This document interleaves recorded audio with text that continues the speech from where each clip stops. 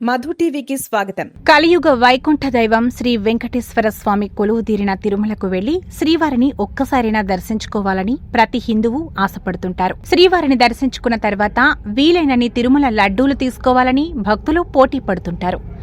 దేశ విదేశాల్లో కూడా ఎంతో పవిత్రమైన తిరుమల లడ్డూకి చాలా ప్రాధాన్యత ఉంది.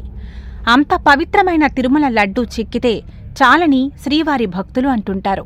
అంతటి పవిత్రమైన తిరుమల లడ్డూలను అపవిత్రం చేశారని వెలుగు చూడటం కలకలం రేపుతుంది. ప్రపంచ వ్యాప్తంగా ఈ విషయంపై నిరసనలు వ్యక్తమవుతున్నాయి. గత వైసీపీ ప్రభుత్వంలో తిరుమల లడ్డూలను అపవిత్రం చేశారని, జంతువుల కొవ్వుతో తిరుమల లడ్డూలు తయారు చేశారని వెలుగు చూడటం కలకలం రేపుతుంది. తిరుమల లడ్డూలను జంతువుల కొవ్వుతో తయారు చేశారని గుజరాత్కి చెందిన national dairy development board NDDB కాఫ్ సంస్థ అనుమానం వ్యక్తం చేసిందని తెలుగుదేశం పార్టీ ఆరోపించింది.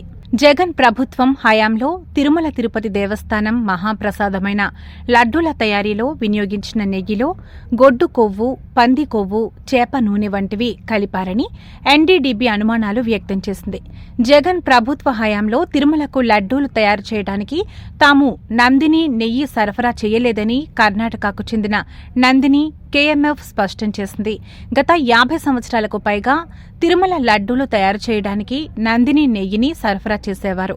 తిరుమల లడ్డూలలో గొడ్డు కొవ్వు కలిపారని ఆరోపణలు కావడంతో కేఎంఎఫ్ స్పందించింది.